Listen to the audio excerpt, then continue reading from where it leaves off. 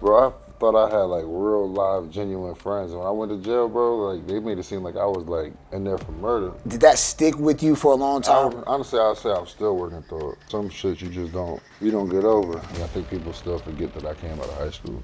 At that point, I had so much in my arsenal to where it was like you can't deny me. He used to put me in the end of the game, and I would try to run off like a quick 3-4 threes. He used to be so hot. I was like, bro, you're gonna make me look bad. I'm gonna make you look stupid because every time I come out here and I keep hitting these shots, they're gonna wonder why he's not playing. When I was playing with the Knicks, I was insane. I would go out all night, sleep in front of my locker, wake up at 7:30, and go work out. Did you smoke and play basketball? Yeah. I played with just some asshole coaches. It made it easier for me to deal with them. And he kept telling me, he was like, listen, like, because Kobe was pump faking like a mug. I said, yo, bro, if you tell me he about to go 2 dribbles right and pump fake and then pump fake, and like, I got it. All right. He do it, and your ass go for it, I'm taking you out. Bro, we get in the game, pump fake. Hey, we.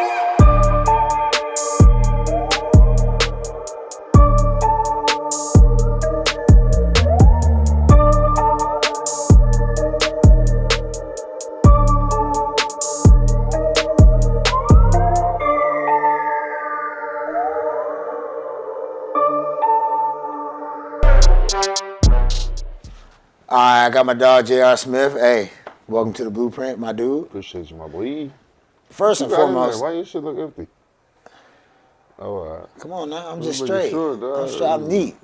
Huh? I'm neat. I'm professional. Oh, you don't know rocks or nothing? Nope.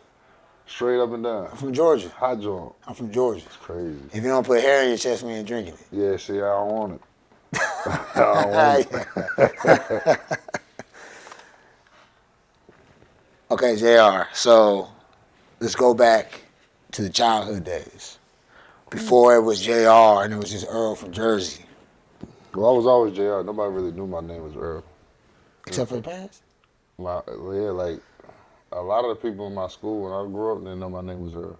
Like cause it was like everybody called me JR, so it was like, and nobody never really asked me what it stood for. So it was just. So did you?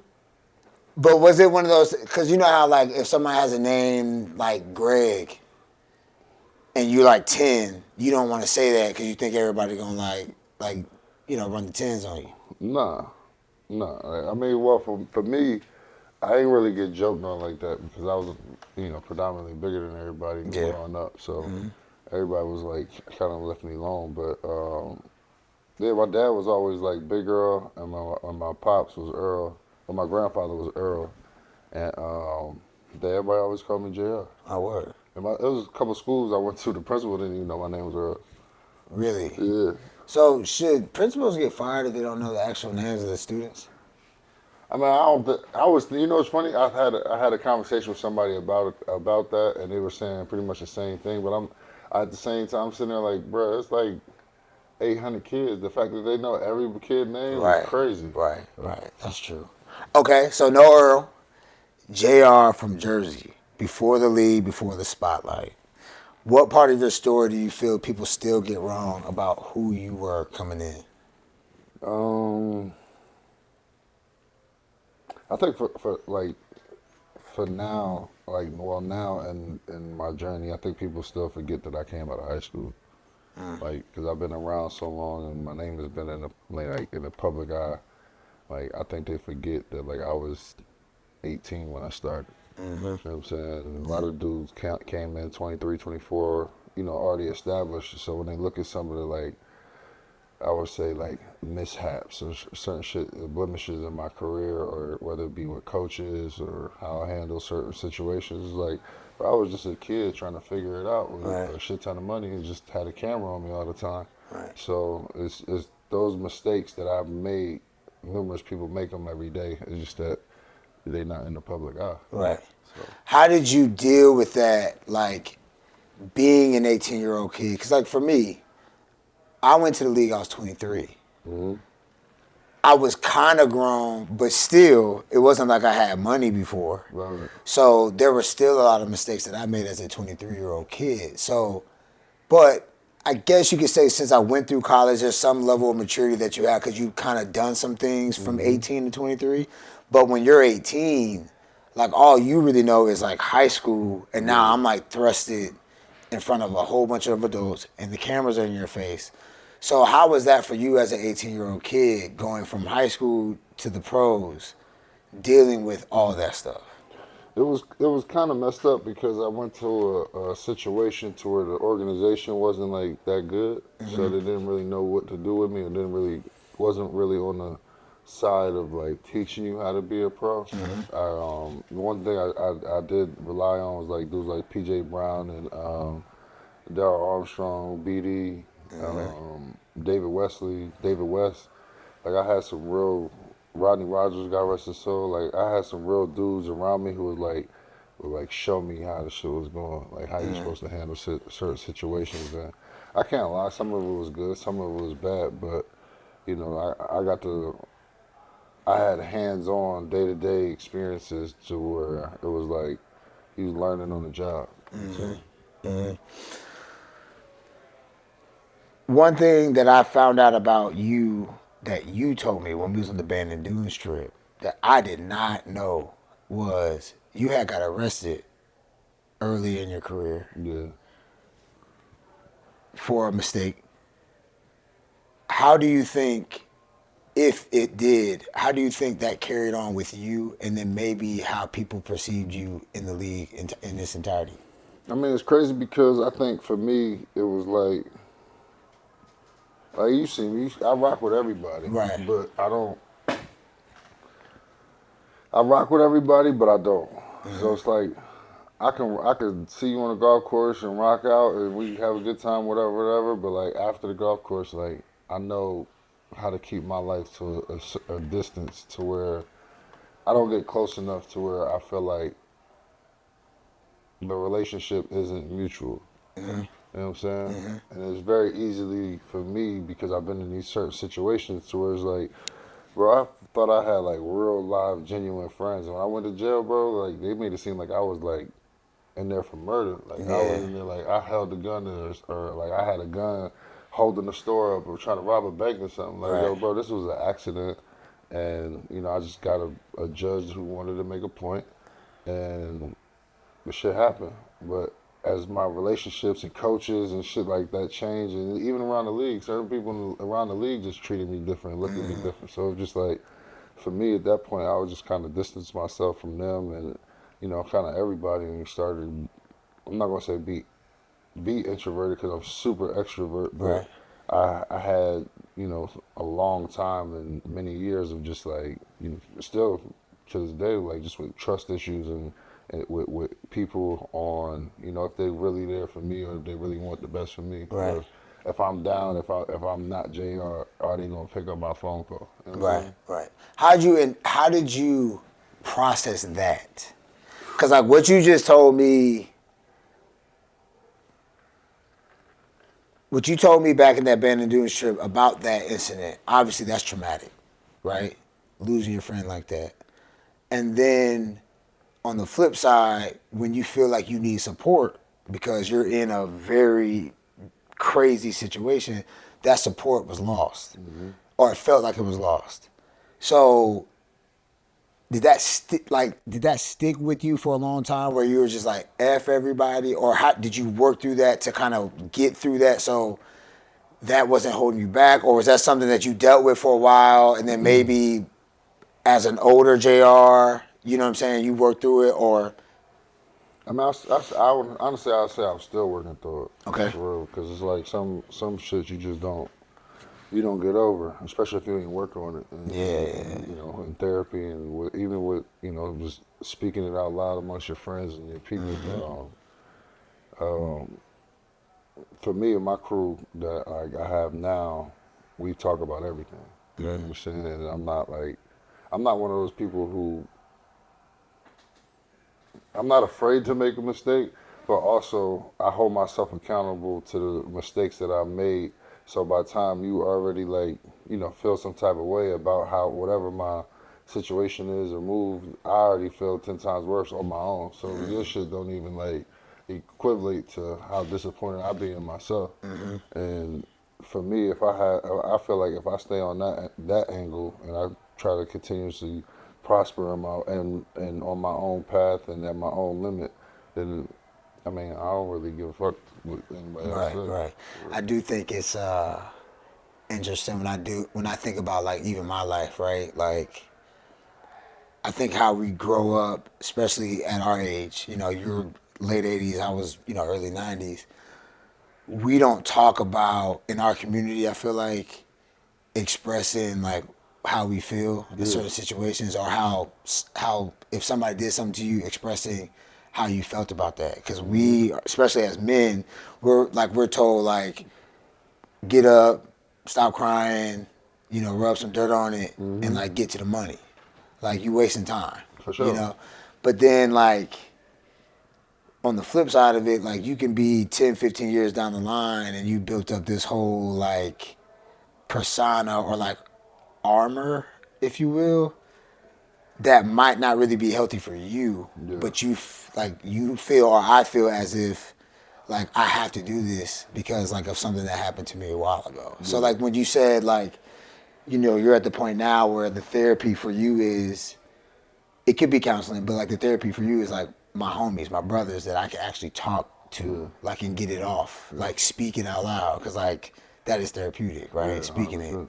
So okay, But get with that, what you're saying is like for me, and it's not like that's why for longest when people always see me, he's like, oh, Jay always look high. Like he high, he smoke, he smoke, smoke. That's why I smoke so much. okay, Because for people like it's definitely an escape.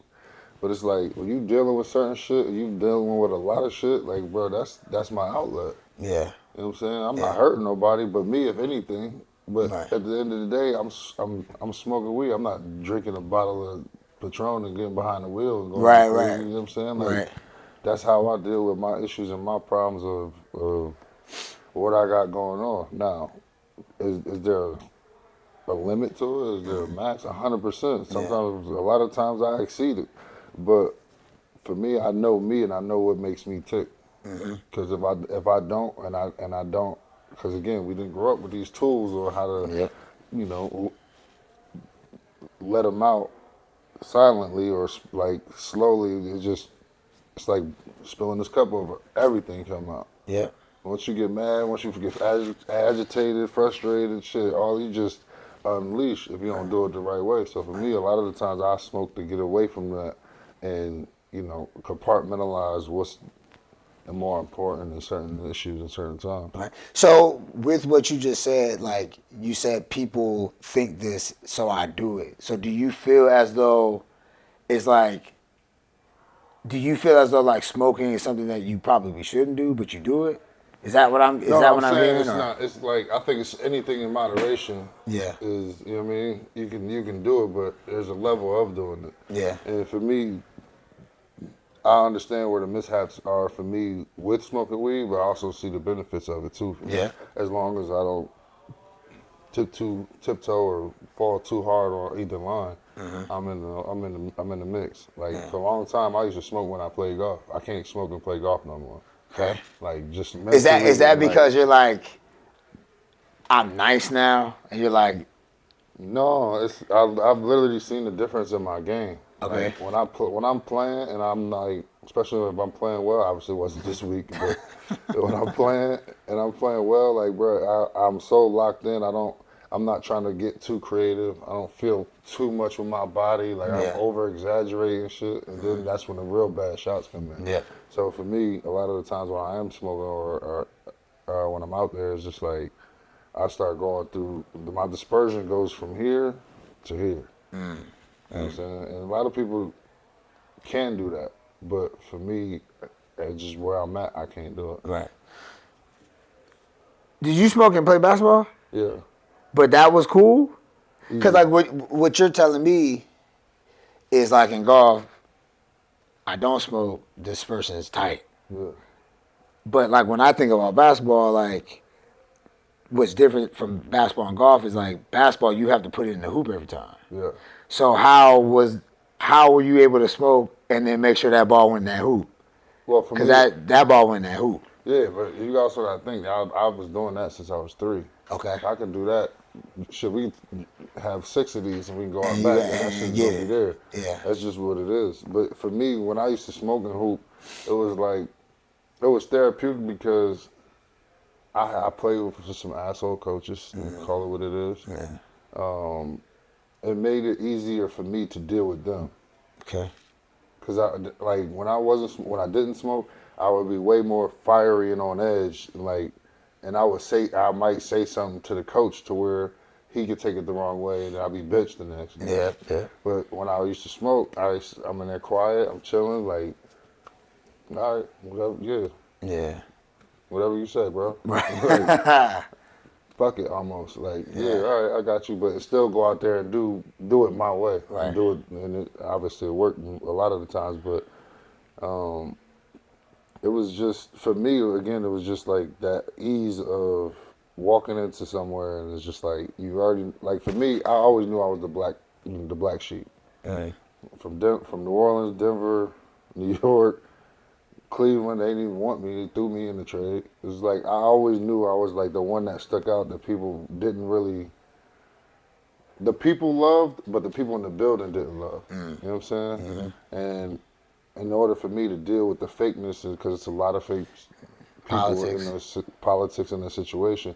In order for me to deal with that, I used to smoke, bro. It was just like, all right, whatever. I'm here to get this check. Go ahead, get this dub, and I'm out of here. Yeah. Like, facts. So let's go back to when you were in like New Orleans. When was that? When did you have that moment when it's like, all right, I'm here now. Like, I can do this. It ain't 18-year-old JR no more. Like, I'm out here with these guys and I can play with y'all. Or did you walk in there and feel like that and you just didn't get the opportunities that you should have early? No, I mean I ended up playing like it took me a minute. I think I didn't play for like the first 3 months, Okay. and they what messed me up was I damn near won MVP of summer league. Okay. I was averaging like 26 or 27, like, and I'm 18, so I'm playing against grown men, the dudes who try to make the team, dudes who play overseas, dudes who played in the league, and I'm going crazy, and I was just like, this is, this ain't it, this not. Then I get to the league, practicing and all that shit. I'm doing pretty much shooting how I've been shooting, athletic, dunking and shit, but I just ran into a situation where the coach didn't really like young players. So it always, for me, I was always a kid who asked why. So it was like, you couldn't just tell me anything. Yeah.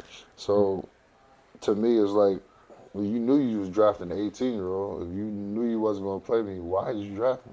Right. Like, why did you even set me up for this? Right. So it was a lot of that. And then once after the first 3 months, I think my first game was Indiana. Okay. And after All-Star break, the first game I started, and Reggie lit my ass up. Reggie had like 37 or something like that. And this is this is his last season. I think it was like his 20th season or something like that. And but we had a bad team. We won 18 games that year. But in that game, I had a good game. I had like 4 highlight dunks. I was shooting, like had like I don't know, like 18s or something like that.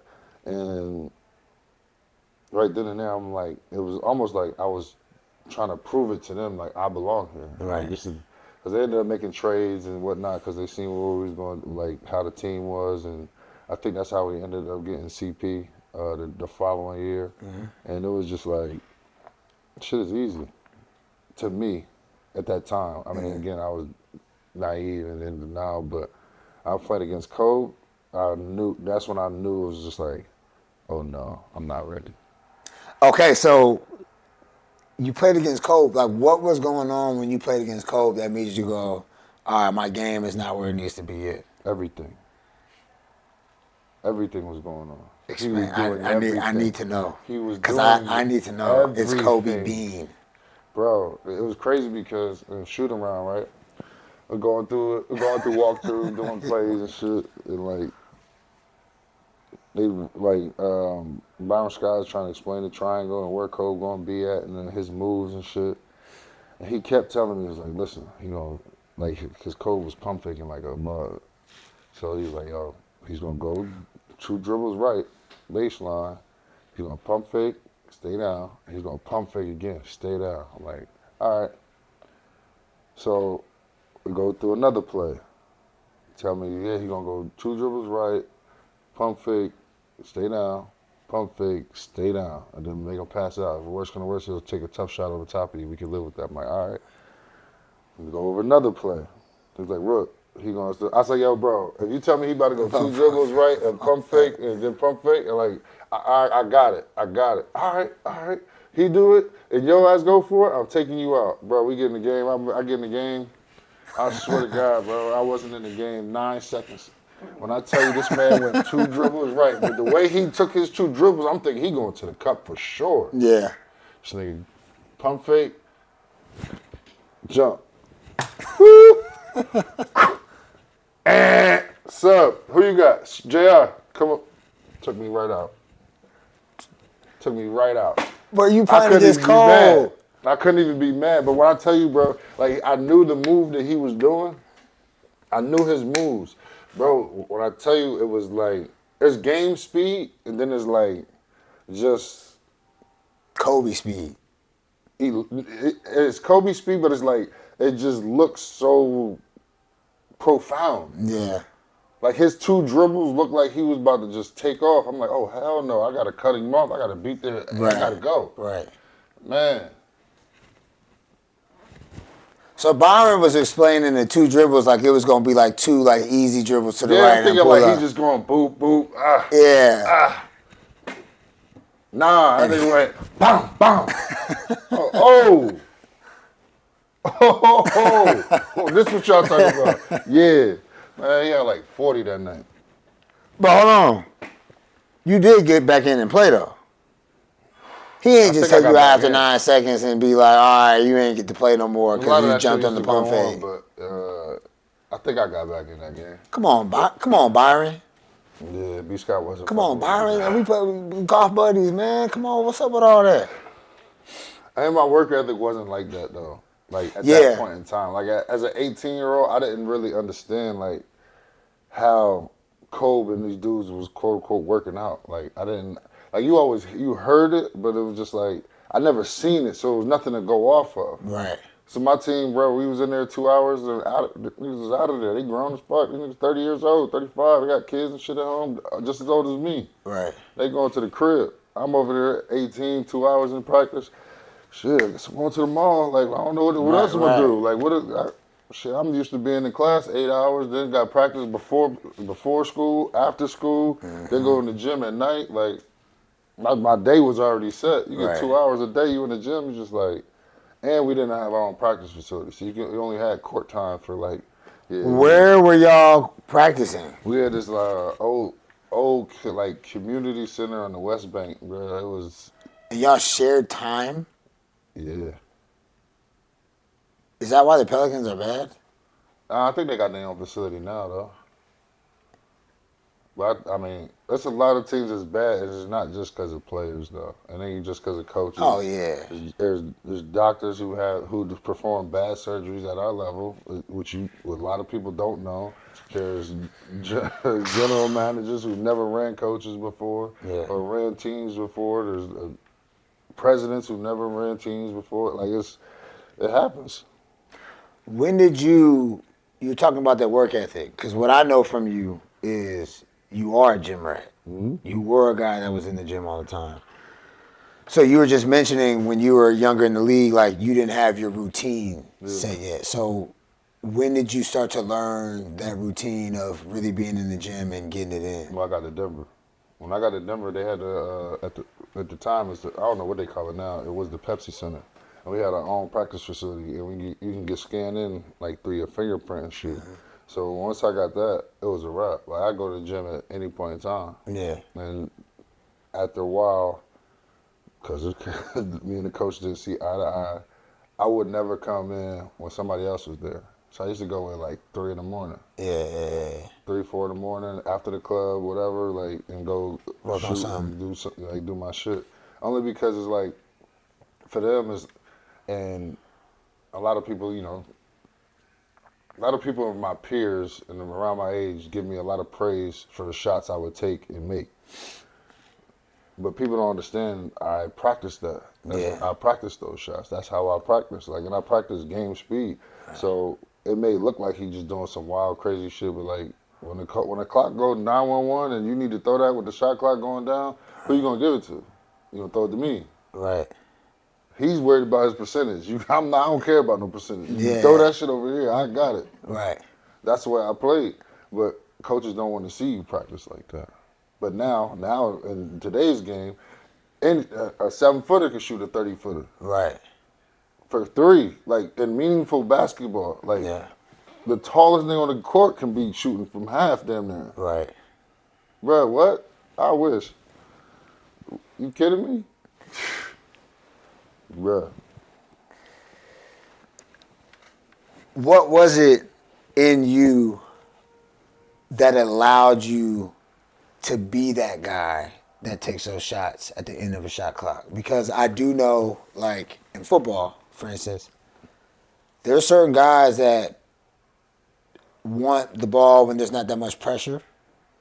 But when it comes down to nut cutting town, they find a way to like either not be in the game or to not be open. And it's like, I'm gonna look in the camera when I say this. When I say dudes can actually run routes to not be open, that doesn't sound right. No, it does. But like, we know that because you've been there. 100%. But they don't know that. So talk to me about what was in you innately that was like, nah, pass me that ball when there's 4 seconds left. I'm going to put this shot up and it's going to go down. Bro, Because everybody don't have that. No, but for me, like, I grew up wanting to do this. Okay. Like, this was my dream since I knew what basketball was. So for me, I'm always going to take that shot. You don't want the ball in an NBA game? Right. Like, you know where you at right now? You don't want the ball. Give it to me. Yeah. What? You know how many times I dreamt about this shit? Give me the ball. 100%. To me, I always looked at that as like a defining factor. Like, I never really, money was going to come, go, however it came. That's just being a professional. But the actual love and authenticity of the game, give me the ball. Yeah. I'll make the play. Right. Fuck it. Right. If you don't want to do it, I know a guy you do. Right. For Dial sure. me up. Immediately. Right. What did you take and learn from playing with Carmelo in Denver? Because I'm going to tell you right now, back in the day, that NBA 2K with y'all two was cold. Yeah. I learned with Melo, the biggest thing I feel like I learned is like, I learned the ability to destroy you without necessarily showing you I'm giving you much effort. Okay. Tell me more about that. It make it look easy. It's like, you ever see, like Melo makes a lot of tough ass shots, but he makes it look so easy because he creating space. Yes. So it's like, if I can get, Melo we used to play one-on-one a lot.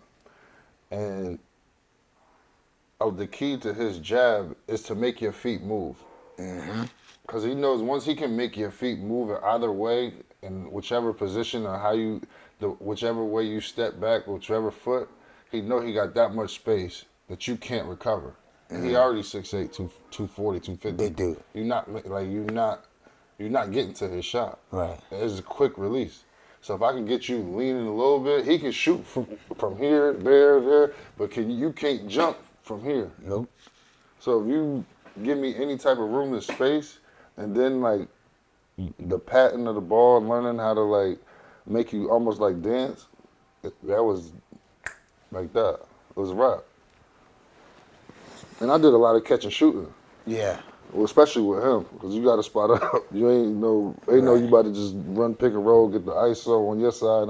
We're going to ISO him, and then when they double him, we're going to swing, swing, swing. Right. And then you get the shot. And you ready to take it. All the time. Denver, from Denver, we went to China. Yeah. Why did you have to go to China? And talk to me about your time in China as well. Well, I didn't have to. It was during a lockout. Well, I was already a free agent. Okay. After Denver wasn't going to resign me. They kind of already made that clear. I think they had a follow at the time, and that just ran its course. Cause especially after Melo left the year before, I knew I was on my way out. So during the lockout, I ended up signing with China, the Chinese team, and we didn't know how long the lockout was going to be. They paid me a lot of money to go, but the only catch to it was I had to finish the season no matter when the NBA came back. Yeah. So I signed, go over there, and sure enough, the fucking league come back like in a week, and I was just stuck. So I played over there, and it was crazy because for me, it was just like I'm coming off of being not my last year in Denver, but the year before that. I'm coming off being one of the finalists for like 6 Man of the Year and all of this shit, and I think it was 09. And I had no offers. Like nobody wanted to sign me and all of this, and that's when I really understood the power of the organization as far as like coaches, that word of mouth, little slick shit. Like if you don't get along with him, then he gonna sabotage your shit to anybody else, pretty much. So I ain't had no offers, and then I go to China, and it was quiet for a second, but after like my first game, second game, I think my first game I had like 35. This next game I had like 40. Then I had 60. Then I had 50. Then I was like, then people started ringing like, "Yo, you coming back over here? Like, what's up?" Kobe called me or was texting me. CP hit me up. Melo hit me up, and I had pretty much had those three to pick from. I'd go to Lakers, go with Kobe, and go to the Clippers with CP and Blake and them, or I could go to New York back with Melo. And now my dad was already a Knicks fan. My whole family in Jersey at the time, and it was just a perfect situation. So now you're in New York and everything's changed. Obviously, the lights are changed. I feel like from me watching, now you got a little bit of that like superstar like feel in New York. Like, talk to me about that.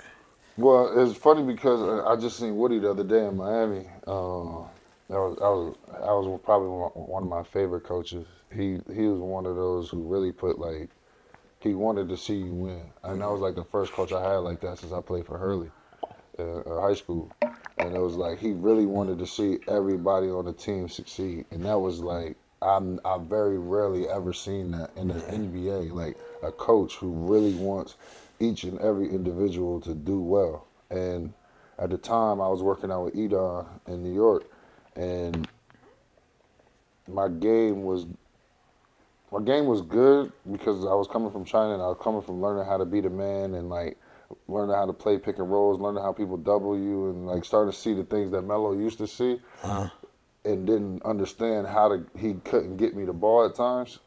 So I started seeing double teams and started reading offenses or defenses and starting trying to figure out how to get guys open and whatnot. So I took that from when I got from China and applied that shit to the league when I got back because I was more ball dominant at that time. I was running pick and rolls, I was carrying the ball, I was bringing the ball up and really starting the offense and shit like that. So it was like at that point I had so much in my arsenal to where it was like you can't deny me. Right.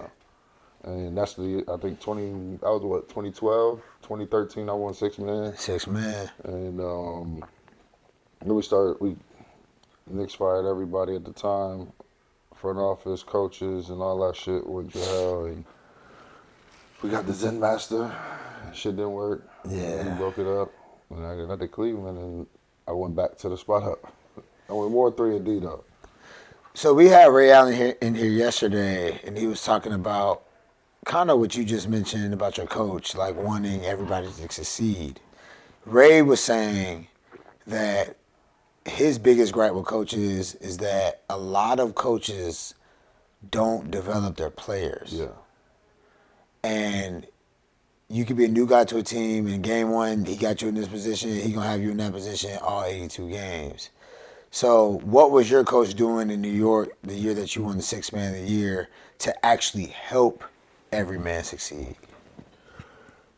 For one, like it was always to me, it's always like the eye test. If you sit there man to man across from me and you can have an honest conversation about where you see me and where you see this team at, and he would have these with everybody. Mm-hmm. Like if you could have that with 1 through 15, and then you execute on each and every individual, that's what makes you a good coach. Right. Like he would tell dudes, like, listen, you're not gonna play for the next however so many games. But I need you to stay locked in, stay engaged, stay ready, cheer your teammates on, be professional, make sure I talk good about you, and X, Y, and Z. And it was just like, all right, bro, I got you. Bet. Yeah. Like, all right, Okay. bet. Yeah. Don't just tell me, hey, stay ready. You ready? You stay ready. All right, cool. You'll play me for 3 games. Right. And then And you you- don't say nothing. Right. We got a problem then. Yeah. What you fuck you talking about? Stay ready. What am I being ready for? Like, Right. for what? What you need me? Right. Because right now you're showing me you don't. And that's cool, but just say that. Right. And so for me, well, with Woody, it was a lot of like, because I had Herb Williams too. I used to work out with Herb a lot during that time, and because he was coaching with the Knicks. So a lot of it was like he would relay it to Herb, and me and Herb would go out there and work on it. Because I would get to the gym when I was playing with the Knicks. I was insane. I would go out all night from like 4 or 5 a.m. and then be at the gym, go from the club straight to the gym, sauna, steam, whatever. Sleep in front of my locker. Wake up at 7:30, and go work out. And then it was just like that was my routine, and I had it down to a T so good that one time Herb see me in the locker room sleep, and he left me alone or whatever, and I wake up, he's like, man, young fella, you can't burn a candle on both ends. You can't burn them on Can't both do ends. both. And I was just sitting there like, shit, watch me. And that's the year I won Sixth Man of the Year. And at the end of the year, he's like, hey, man, hey, young fella, you burnt the fuck out that candle. Bro, like, most guys, you want to be a starter, Yeah. right? You want to start. You want to score as many points as possible, obviously. Mm-hmm. How do you get from, like, that thought to, like, embracing the 6-man role? Well, for me, I didn't have a choice. So in Denver, I was starting.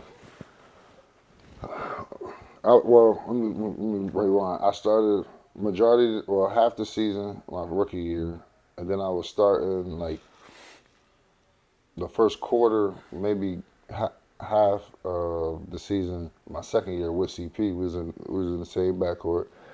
Then Byron went on his thing, and I think he put Kurt Snyder in there, and I just stopped playing. Mm-hmm.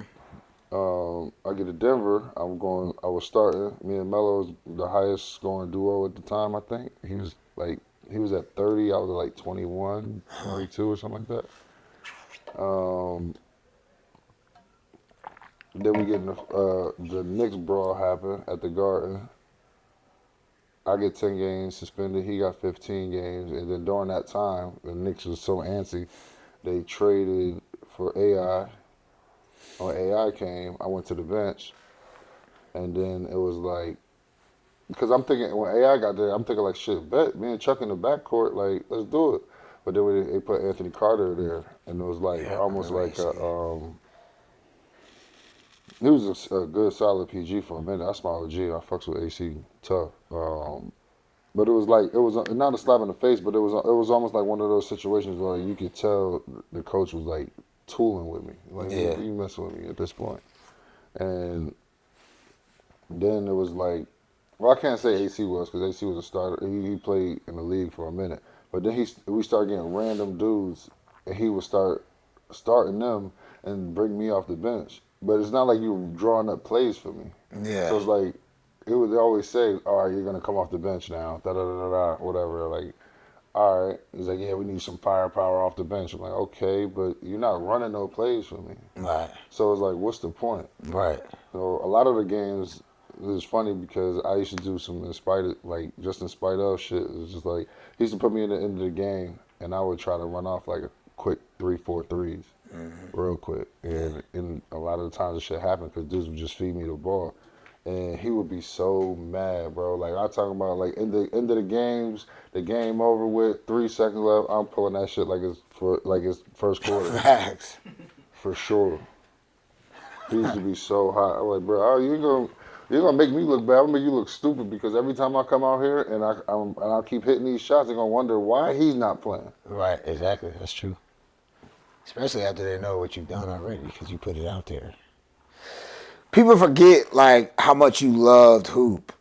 You know, the work, the grind, and the way that you played. Like you made an art out of it. Like, where did the love come from?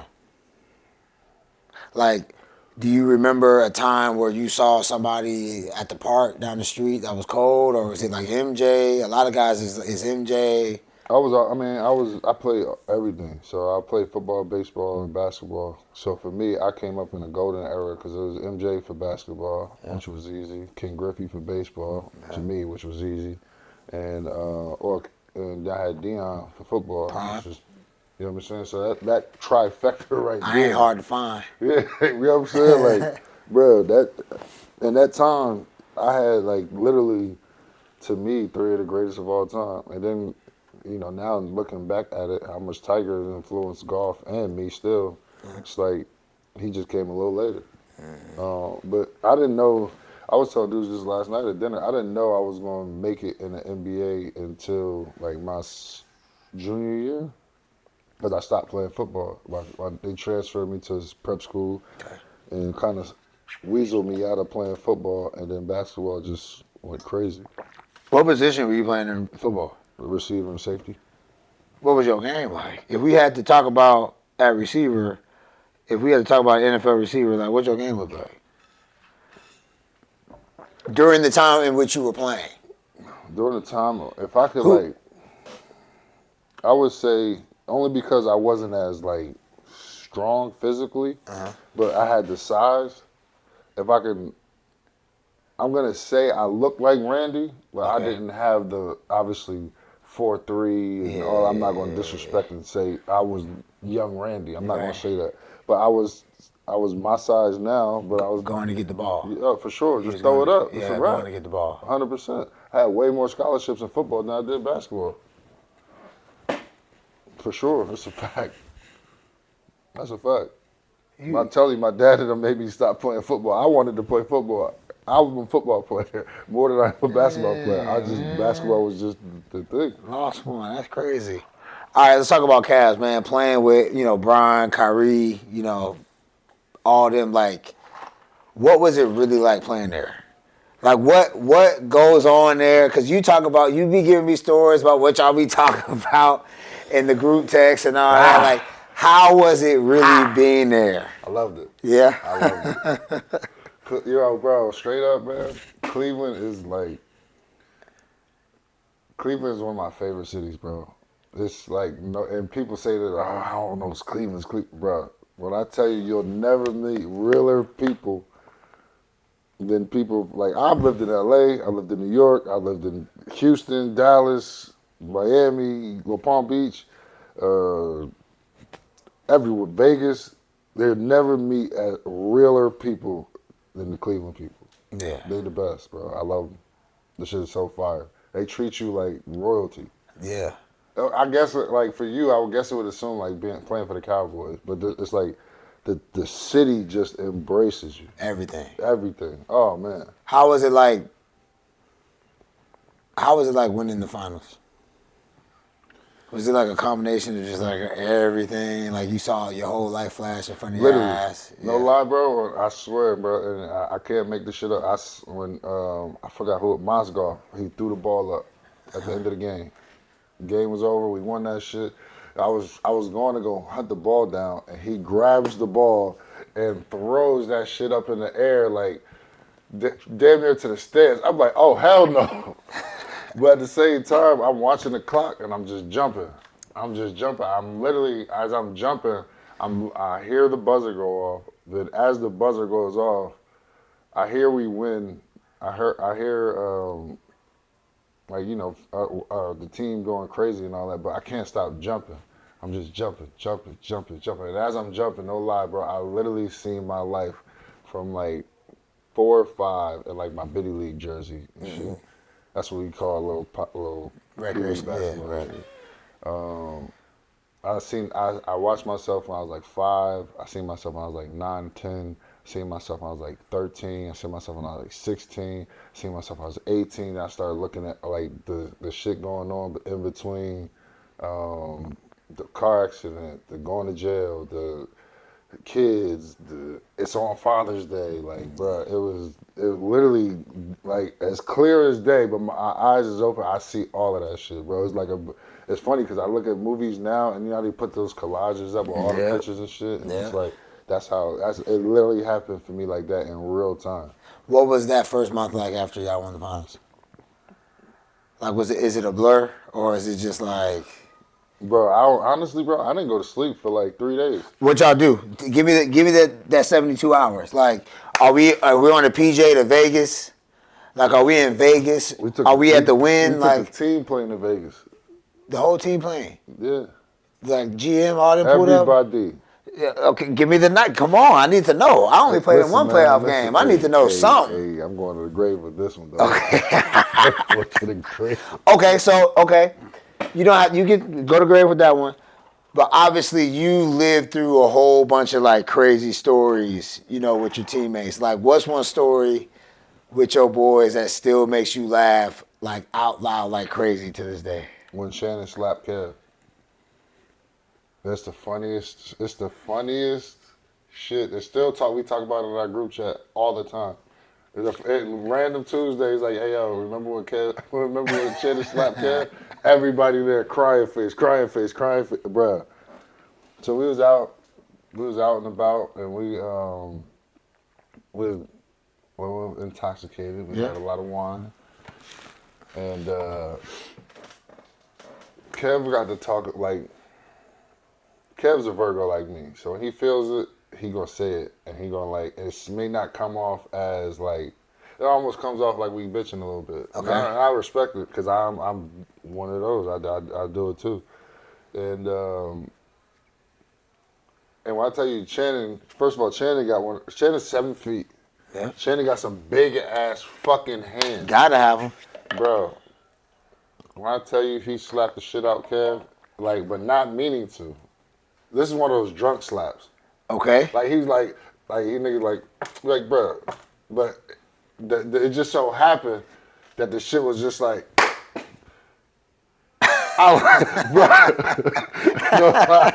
no lie. Shannon's right here, Kev's right here. I'm standing right here because I was standing next to Kev. Kev always talking slick. So he slaps him. Kev looks at me. He's like, Swish.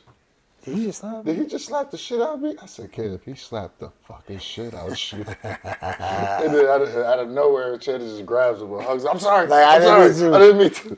Bro, when I tell you that shit, bro, I can see that shit clear as day. The way Kev turned around and looked at me, he's like, did he just slap the shit out? Yes, he did. Do you think it was a possibility that Kevin was about to like start throwing hands with him, or is it just one of the funny like it was a funny situation? No, it was just a funny situation. That's crazy, dog. Open hand slap. Open hand. Well, yeah, he was standing he only up. smacked him with like this part of his hand, and like he was standing fingers. up. Yes. How did his hands get to his face? What you mean? He just was. Yes. Because he was talking. Yeah. Oh yeah, y'all was drunk for real. No, we was definitely y'all was heavily drunk. That's funny. Yeah. That's funny. When you look at basketball now, the culture, the pace, you know, I feel like the attitude of the game has shifted a lot from the era in which I grew up watching, you know, guys like you play. Mm-hmm. What excites you about it? And what do you feel like the game is lacking today? Defense. Defense is what is lacking, but it's also. Yesterday you were talking about like, now, dude, like back in the day, like it was like if you got picked or screened, you was still gonna find your man. Like now, you were talking about like cross screening and or cross guarding. Like Luka's not gonna guard this guy. Like it's like 2 guards, 2s, 1 guard, 1s. Right. Back when you played. Yeah. So, and that's like I was talking to Ray and Vince about this shit. Like Bro, I had to guard Ray and Vince. Like, it wasn't no like it wasn't no like the 3 is guarding him or the 1 is gonna guard him. Like, no, that's your matchup, bro. You got to be able to hold your own. Right. So to me, I think that's the biggest thing that is the biggest misconception now is because like now you allow, and this is not me hating on the younger generation. It's just what it is. It's like you allow people who aren't as talented to be able to play in the league. Yeah. It's like, I'm not saying certain people don't have talent because they do one thing really well. Like a lot of dudes nowadays in the league, they play offense really well, but they're terrible at defense. Yeah. Like terrible. They go hide. Literally hide on the other end. They come up with more schemes to hide players on defense than they do to like figure out how to stop a person. Why is that? Is because obviously now the game is like, low management and all that. Are they trying to save the guys that, gets buckets for the team? Yeah. I don't think it's low management in the sense of his usage because he's still playing 40-something minutes. He's just not guarding nobody. He's just going on one side and then on the other side he just switch. Yo, switch. Like, and it's just like, bruh, if Kobe didn't guard Ray Allen or Vince Carter or even AI, like they would talk about him like a dog. Right. Like they would have talked about him crazy if Mike wasn't guarding Joe Dumars and these dudes and Clyde and all that. They would have talked about him crazy. Like you scared of that action. Yeah. And that decreases your value amongst not only your peers but the public because they see that shit. Right. And before, that's how it was, but now it's just, we want to score first. It's almost like first and 150. Right. First is whoever can score 125, 130 points, that's who's going to win the game. Who was your toughest guard in the league? Kobe. Was it still all about the pump fakes down the line? No, it was everything. That man he was a trained assassin. See, like when you say that to me, like, I mean, I obviously saw what Kobe did, but I don't know the nuance of what Kobe did. So, like, for instance, Bud Crawford just fought Canelo. Did you watch that fight? No. Okay. After the fight, they asked Canelo, what did Bud Crawford do good? And he looked at them and said, everything. Like, and they were trying to, like, pickpocket things. And he was like, nah, like, he had everything. Like, everything that you can think of that he had, he was good at. He was great at everything. Yeah. To a guy that the highest level I played was high school basketball. Explain to me what everything means, please.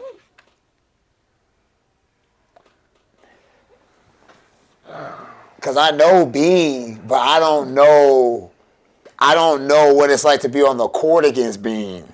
Like, you know what I'm saying? Yeah. You do. Yeah, so he would look at like a simple thing like what y'all do, what DBs probably do to y'all. Okay. You look at your feet and like see how your feet is lined up, and I could tell, he's gonna be off balance for this move. So he's gonna be like he plays on his toes or he plays on his heels. He can only but do so much laterally or vertically to contest or defend me.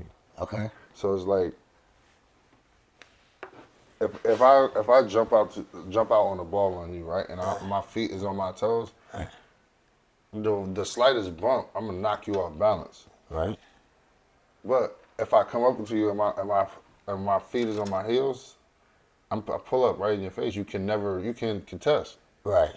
So just little shit like that. It was just like, I didn't know that, bro. That's what you was looking at. Right. Yeah, absolutely.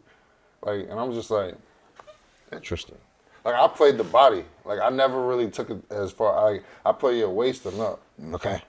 And I never really looked at the feet until the Melo situation, but like the fact that he was literally doing shit like that, and then he has certain workouts against certain teams he played against. Mm-hmm.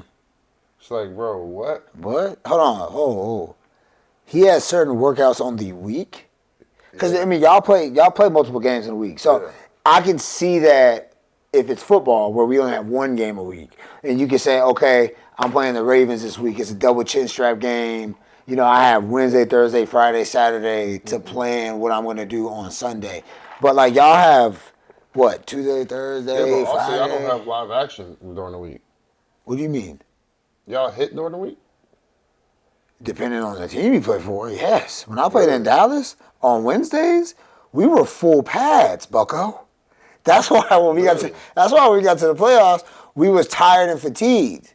Cause it was like, coach, like it's week 18. Like, why are we in full pads hitting in practice? Now, when I say hitting, I don't mean tackling drills and stuff like that. Like that's not happening. But I mean like full pads, live periods. Yes. When you say live periods, are you tackling during these live periods? Yeah. And doing one-on-ones and all that. Yeah. Yeah. Now, as players, if quarterback leaves me out to dry, you just safety of my team, like in the middle of the season, you ain't finna like decapitate me in practice. Right. Like, You ain't like you ever unless he don't fuck with you. not like that, 100%. Right. But yeah, we still practice. But I mean, Thursdays and Fridays, no. So explain what you mean by Kobe Bean Yeah. changes his practice based on I'm playing J.R. Smith this week or I'm playing Ray Allen this week. Yeah, I mean, especially at the time, because Ray was more active. He always, like, especially like Seattle Ray, Milwaukee Ray, which nobody really wants to talk about anymore. All they see is Boston catch and shoot and Miami catch and shoot Rays. Like, Ray was a problem. And the way he, like, if he was playing against, I think it was like Tony Allen or something he was saying. He was playing against Tony Allen, he would work on that week more, or to the 2 days leading up to the game or whatever, more back to the basket, because you know how strong Tony is. You can't really play with the ball in front of him, Right. so you got to play back to the basket and work on, you know, and his turnaround swipes and he moving the ball and all of that, Right. and they be working on that. And when it comes to game time, you got that. Yeah. And then he'll play a team like the Spurs where he's just catching at the elbows and short corners, and he working on those shots and how to get to those spots, and the same, like, I'm not gonna say the same moves, but the same. He's getting the same shots, but different ways. Mm-hmm. And that level of thinking is genius, because you're attacking each problem leading up, or you're solving each problem leading up to the test. Yes. And he did that consecutively for, what was it? How Years. long he played? 18, 17? Years. That's a long time. He played for a long time. He came in the league. You talking about high Ray, school. 96. No, I'm talking You about talking about Kobe? 96. 96. He played 20 years. Yeah. Or 21. I mean, he played 20 years. But just think about that level of thinking over 20 years. And his work ethic was second to none. Yeah. Like 3-4 hours a day. I mean, 3-4 times a day working out. Yeah. Like, Yeah, crazy. the fact, I'm not going to lie, the fact that he missed as much as he did, I'm shocked. I'm shocked. Yeah, because of the amount. Yeah, with the amount of shoot. Yeah, with the amount of workouts he's done. Kobe was a killer, dog. If there's one thing that you could do, if there's one thing back in your journey that you can erase and say this never happened, would you do it? And if you would, what would that be? My car accident. Just 100%. That's it. To live the life that I've lived and not have my best friend sitting next to me for I don't care, 20% of it, let alone 60, 70, 80% of it, bruh. That's all I need. Yeah. So, like, for me, bro, I got 5 kids, got a beautiful lady, got family, I got everything but that. That's all I'm missing. Yeah. Is that something you think about like every day? Every day. Hey. When it's all said and done, what do you hope people understand about JR that they never took the time to appreciate when you played? Nothing. Nothing. You missed it. If you Honestly. Okay, what's your blueprint right now? What's the mission you're on today?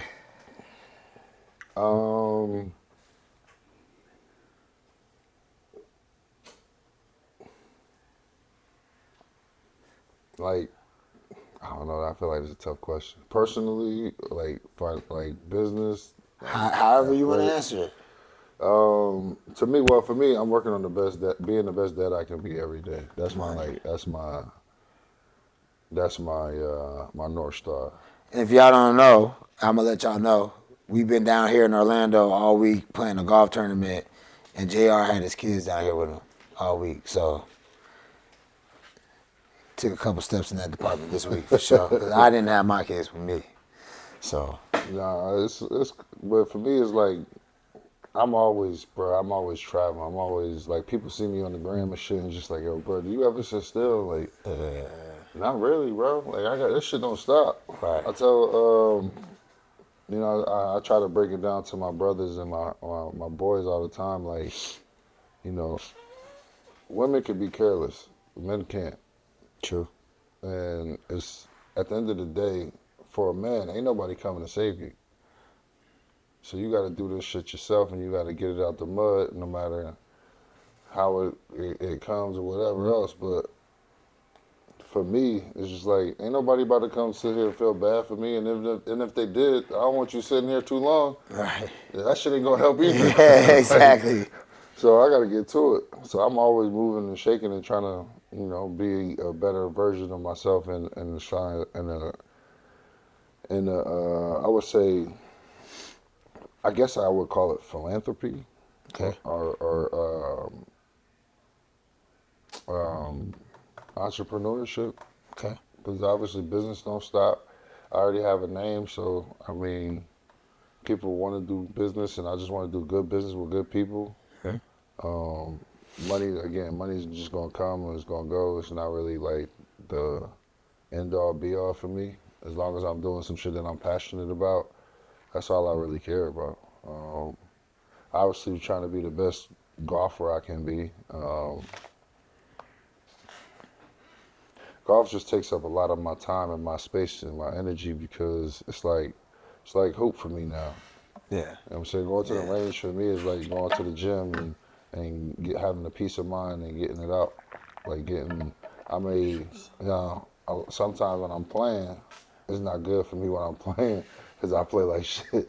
But to go to the range and work on some shit and also get whatever I'm thinking about off my mind or try to anyway, it's like my sanctuary now. Yeah. So got that. Graduate in May, so I can't wait for that. And just try to be a better version of myself every day, dog. It's hard, as hard as the cliche as it is. I got battles for that demon. Yeah. And it's not the easiest, but I try. Why do you enjoy playing the pro so much? Bro, hanging like shit like this. Yeah. Hanging with you, hanging with the guys, like, bro, this is the best locker room that I've ever been in. Like, and I say that with respect to my championship team, because those dudes, I love those dudes to death, but like, it's so many of us. Like, it's 80 dudes here, and for real, I can't really think about one person I don't fuck with that I met here. Right. Like, for me, that's unheard of. Yeah. I might be controversial or whatever, but I haven't met one person here that I don't rock with.